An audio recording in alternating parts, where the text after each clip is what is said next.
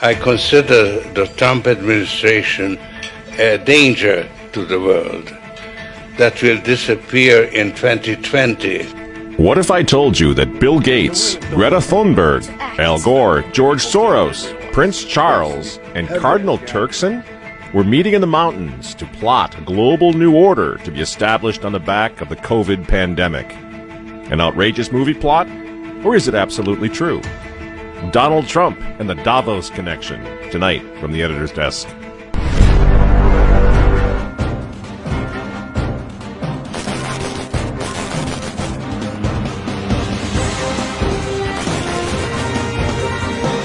Hello again, ladies and gentlemen. Michael Matt coming to you once again from the offices of the Remnant newspaper. Here's something you're not apt to hear on mainstream media. Of the 18 million people in the world who've been infected with the coronavirus, 10.6 million have recovered. This is according to the latest figures from Johns Hopkins University.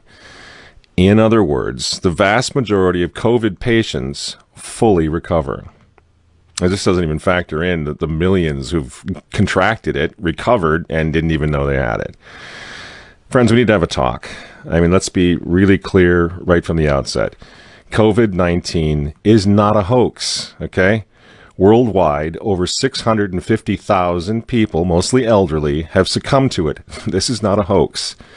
Even with skewed death reporting, which we know is going on all over the place, this is a very serious virus.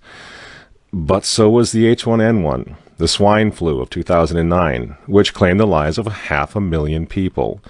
So was the Hong Kong flu of 1968, which claimed the lives of up to 4 million people. Flu is a nasty business.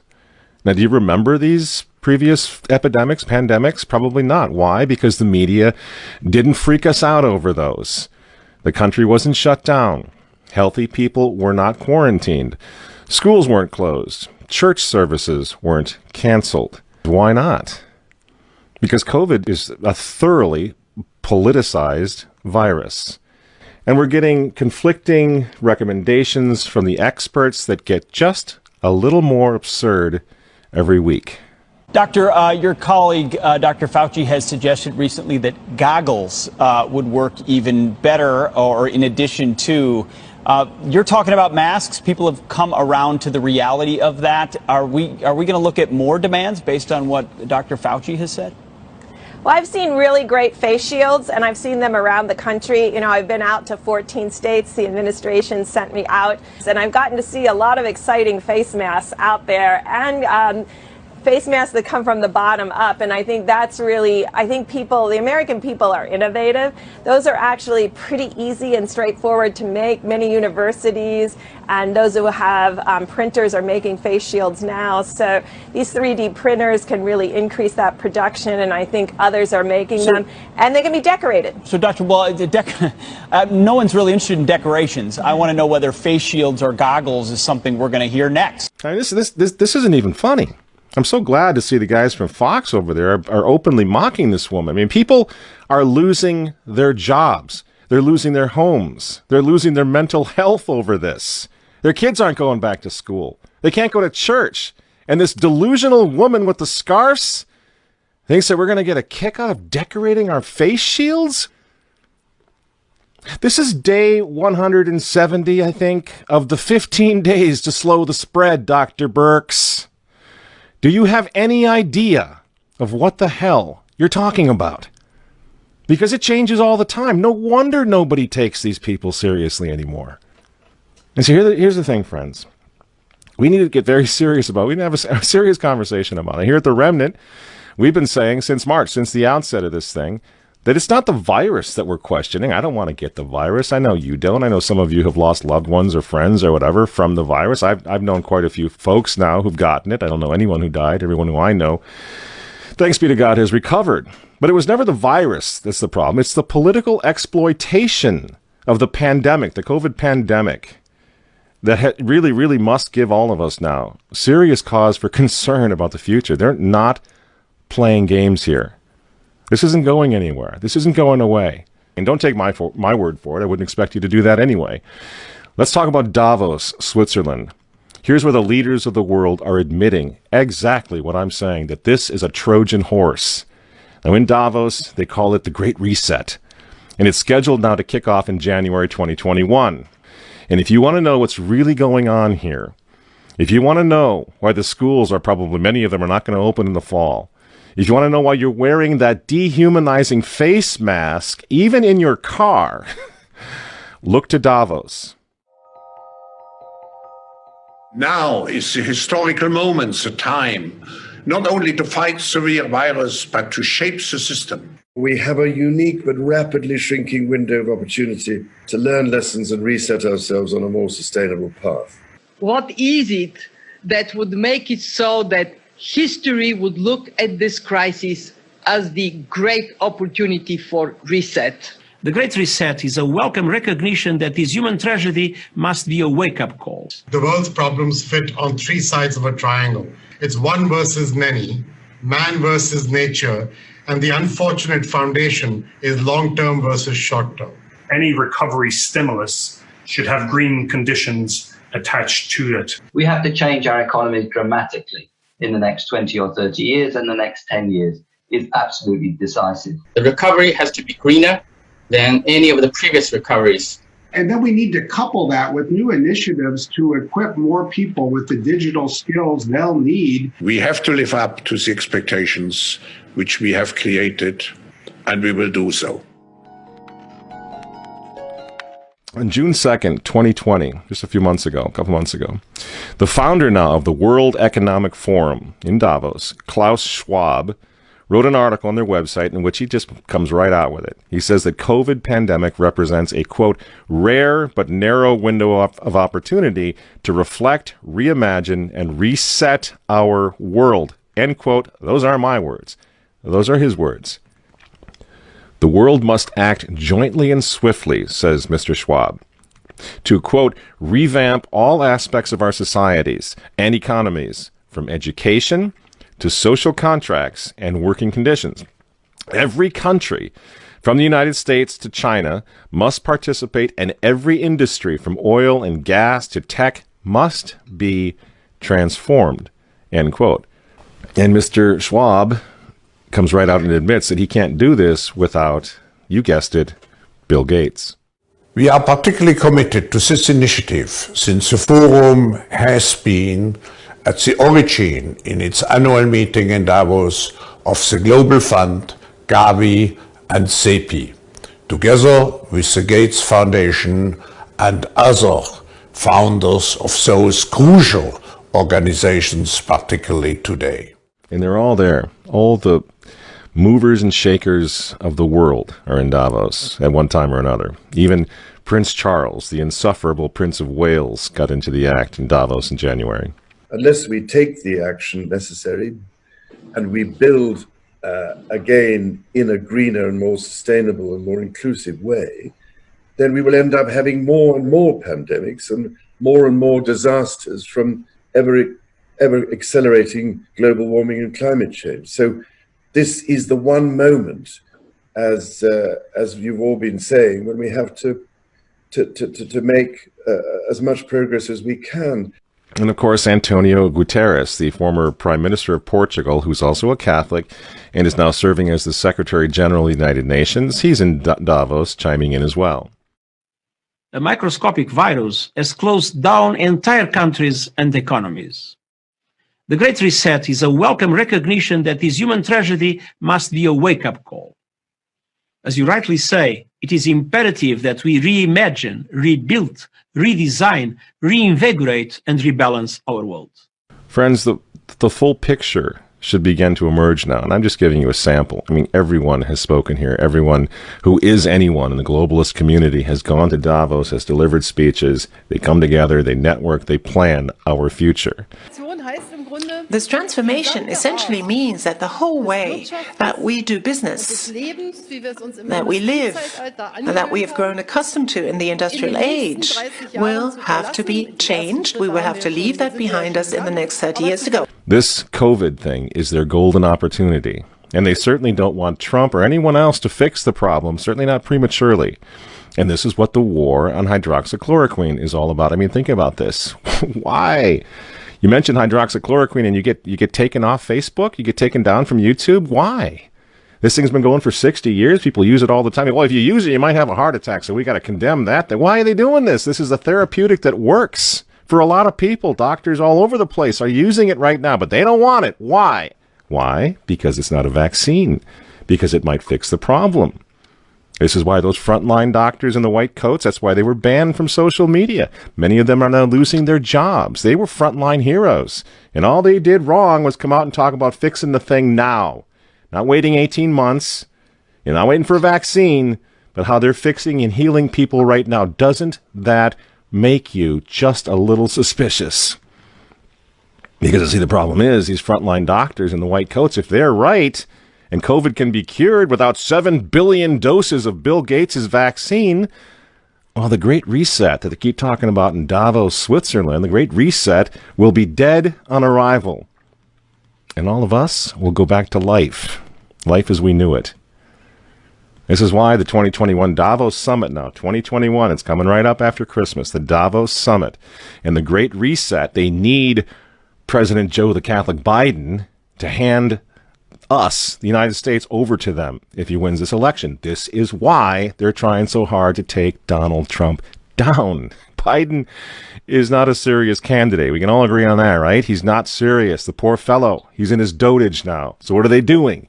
They don't want a serious candidate. I'm not talking about on the right. I'm talking about on the left. They don't want someone who's going to be serious. Everyone with a pulse knows Joe Biden can't do this job. What's he doing there then? In my opinion, he's the personified monument to the U.S. presidency that the mob will tear down in January. They need to reset everything, including the politics of the United States, the governance of the United States. Besides that, old Joe the Catholic Biden has always been a New World Order guy. The affirmative task we have now is to actually create a new world order. And of course, friends, we hear a lot about the Green New Deal and all of that, right? We hear Francis with his Laudato Si encyclical and all of that. They're all working together, aren't they? The Davos 2021 Summit works closely with something called Climate Reality Project. And guess who runs that? The respected trustee of the World Economic Forum, Albert Gore. This crisis, the climate crisis, is way worse than people generally realize. Way worse. It is getting worse still way faster than people realize. The burden to act that is on the shoulders of the generation of people alive today is a challenge to our moral imagination. But this is Thermopylae. This is Agincourt. This is the Battle of the Bulge. This is Dunkirk. This is 9/11. We have to rise to this occasion. I can't believe this guy is still knocking around. It's unbelievable. It's like a spoof, isn't it? It's Al again. I mean, and it's the same. And Davos brings them all in, all the ghouls from the globalist swamp. Our house is still on fire. Your inaction is fueling the flames by the hour. And we are telling you to act as if you loved your children above all else. And of course, drum roll please, Davos, Switzerland has its elder statesman, George Soros. George Soros's dinner at Davos is a bit of an institution at this event. He usually comes out with strong criticism of something that he feels is troubling for the state of the world. He didn't hold back either when talking about the US president, saying that he was describing him as a con man and ultimate narcissist. Even the fate of the world could be at stake in 2020 and the years to come as well, perhaps referencing there the upcoming, of course, election in the United States too. So George Soros really, using his platform here at Davos to speak to those, rich and famous who come to the World Economic Forum. We know that he's, in the past, has been a major donor to the Democratic Party in the United States. He didn't say anything about which candidate he might be supporting in the Democratic primary, but certainly no holding back on his criticism of President Trump. What's this all about? I think you know. I think we all sort of in our hearts, we kind of realize what's going on here. This is not about COVID anymore. This is about a reset of everything. And the United States of America is in the way right now of all of it. So they are destabilizing our entire country. The Great Reset, then, politically, economically, it wants to implement massive socialist programs and, of course, global climate change along the lines of the Green New Deal. The regulation is going to be unbelievable, and no country will be allowed to opt out of this. Why? Well, if an individual country opts out of the Great Reset, they're going to be endangering the whole world community, the whole world, through future pandemics that will be caused by climate change, Al Gore says, and overpopulation, says Bill Gates. You see how it works? No country will be allowed to opt out. This is what we're facing in November. And if you think the Catholic Church is going to protect you from what's coming, from this globalist takeover nightmare, think again. We've been through all this before, leaving aside Pachamama, and leaving aside Laudato Si, which is the encyclical of the globalists. It's the encyclical of the United Nations. I'm sure that we have all read this magnificent encyclical that His Holiness Pope Francis has blessed us with. It's the encyclical of AOC. It's the encyclical of the Green New Deal. Leaving that aside, Francis has already announced the global economic reset of his own last year. I don't know what makes this man think that he's an economist. I don't know where he learned all of this down in Argentina, but he's an amazing guy. He knows everything but theology. Ever notice that? He already announced his coming global economic reset. He calls it, in his humility, the economy Francesco. The economy of Francis. Remember? We showed you a bit of this. I'll show you a little more here. I will come for the economy of Francesco because we need a new economy, a new vision, and the teachings of Pope Francis in Laudato Si and in other teachings help to give us the pathway to a better world. Isn't that something? Now, this was announced last year, mid-2019. It's almost as if Francis knew that the COVID pandemic and the resulting economic collapse were coming. I wonder how he knew that. Isn't that weird? That he was already calling for an economic reset? Well, poor Francis, he couldn't make it out to Davos back in January when the big party happened. But he did send his representative, the globalist cardinal, Peter Turkson, in his place. Ladies and gentlemen, I'm pleased to welcome His Eminence Cardinal Turkson, Prefect of the Dicastery for Promoting Integral Human Development of the Vatican City-State, with a special message from His Holiness Pope Francis. Your Eminence, it is a pleasure to welcome you back to Davos. The stage is yours. This is to Professor Klaus Schwab, Executive Chairman of the World Economic Forum. As the World Economic Forum celebrates its 50th anniversary, I send greetings and prayerful good wishes to all taking part in this year's gathering. Everyone's in on the Great Reset. Well, almost everyone. There's one guy who's got the power to do something to stop it, and you know exactly where I'm going. And they made a mistake. They tried to get Trump on their side, so they invited Donald Trump to Davos, I think a couple of times.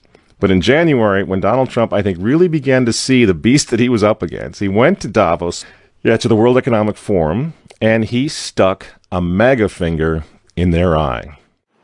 We're committed to conserving the majesty of God's creation and the natural beauty of our world. But to embrace the possibilities of tomorrow, we must reject the perennial prophets of doom and their predictions of the apocalypse. These alarmists always demand the same thing: absolute power to dominate, transform, and control every aspect of our lives. We will never let radical socialists destroy our economy, wreck our country. 2 days after Donald Trump gave that speech, the 89-year-old leftist weirdo billionaire George Soros made an emergency intervention where, at Davos, once again, warning that the U.S. 2020 election will determine the, quote, fate of the whole world. Now, in the context of Davos, take a look at this one more time. This is a month after Donald Trump addressed Davos and stuck the MAGA finger in their face. Here's what Francis, the Vatican, and Jeffrey Sachs had to say in response. And it is a dangerous country right now. It will be absolutely dangerous if Trump wins re-election. Trump wins re-election. Trump wins re-election. Francis invited this guy to the Amazon Synod as an honored guest and advisor. He's also Bernie Sanders' advisor. What's he doing in the Vatican? Why is this guy who's a promoter for socialist, out and out socialist, Bernie Sanders, what's he doing advising the Pope? Why does he have entree to the Vatican, friends? Sachs supports abortion and contraception, but that's not a problem for the Vatican. For the Vatican, for Pope Francis, and for his friends at the UN, Donald Trump is the problem, obviously, friends.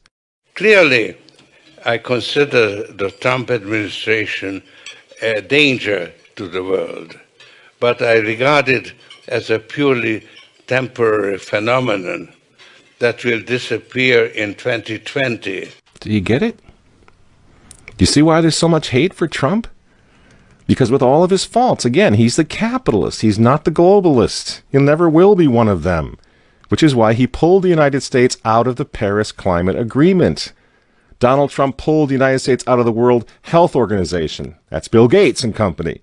And now he's threatening to pull the United States out of the World Trade Organization. People say, yeah, well, Donald Trump got married twice. He's a bad guy. Really?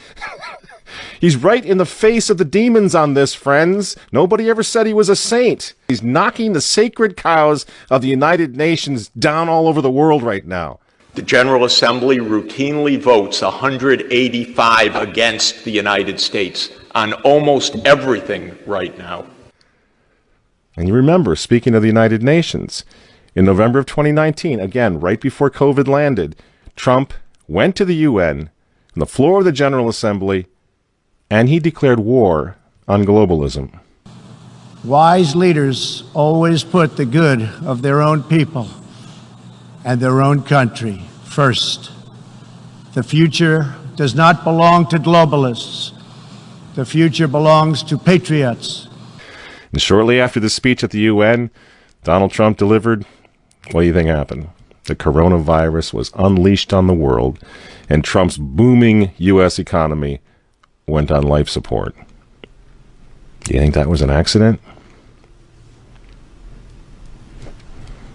So when they tell all of us to stay home, wear your mask so grandma doesn't get sick, please understand what's really going on here. They don't care about your grandmother. They don't care about old people, these people. They don't care about babies. They want them aborted so that they can save the common home. Abort babies, millions of them all over the world. They don't care about babies. They don't care about old people. In fact, if you want to save your grandma, tell the globalists to stay the hell away from her. You remember how some of them, like Cuomo and characters like this, were running COVID recovering patients through nursing homes? That's how much they care about grandma.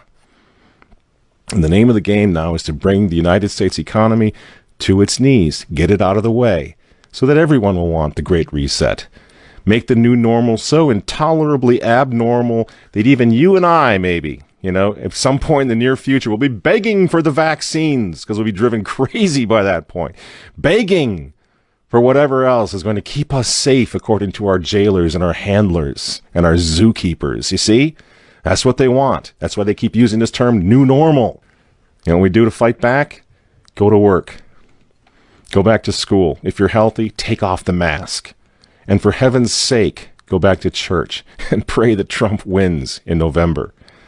That's what the reset was all about. That's what the Russia hoax was all about. That's what the impeachment hoax was all about. Don't you see? For 4 years, I've been trying to stop this man because if he strengthens America, if he makes it great again, if he brings the economy back again, the reset won't happen. The New World Order is going to be set way back. Who knows when they're going to have another COVID opportunity like this one again, and they know it. So ask yourselves why they hate this man.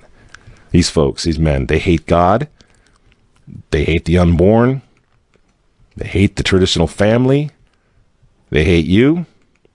And they hate Donald Trump, whose political opponents, by the way, right now are knocking statues of saints to the ground. They're beating up cops, and they're burning flags. You say you don't like Trump. I'm sorry, friends, but who cares? That doesn't really matter anymore. What you think of Trump's personality or his tweets. Look at the big picture. The choice is simple, friends. Stand with America right now, or fall with the New World Order in the not-so-distant future. There's no other choice. I'm Michael Matt for Remnant TV, and we'll see you next week.